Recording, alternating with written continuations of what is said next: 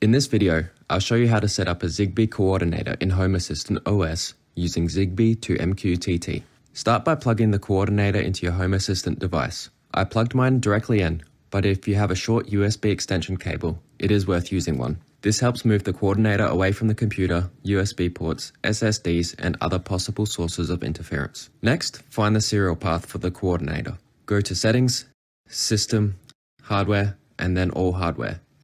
Look for the USB serial device. The coordinator may show up as something like dev TTY ACM0, but it is better to use the longer ByID path because it is more stable after reboots. Copy that full path. Next, make sure the Mosquitto Broker add-on is installed and running. Zigbee to MQTT uses MQTT to send Zigbee device data into Home Assistant, so Mosquitto needs to be set up first. It is also worth creating a dedicated Home Assistant user for Zigbee to MQTT. For example, the username could be Zigbee to MQTT. This is the account Zigbee to MQTT will use to connect to the MQTT broker. Next, install the Zigbee to MQTT add-on. Go to Settings, Apps, and then Install App.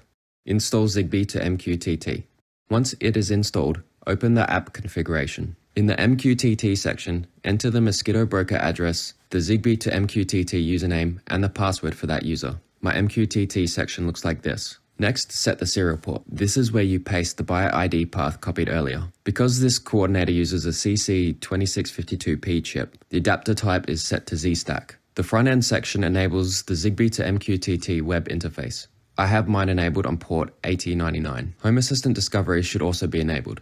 This allows Zigbee to MQTT devices to appear in Home Assistant automatically. For the Zigbee channel, I left mine on the default channel, which was channel 11. It is best to choose the channel before pairing devices, because changing it later can mean devices need to be paired again. Once the configuration is saved, start the Zigbee to MQTT app. Open the Zigbee to MQTT web interface from the app page by selecting Open Web UI.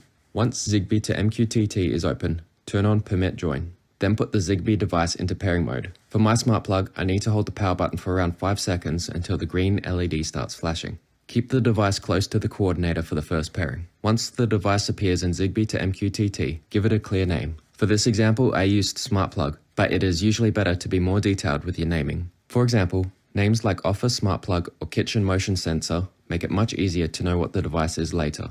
After the device is added, it should also appear in Home Assistant through MQTT Discovery.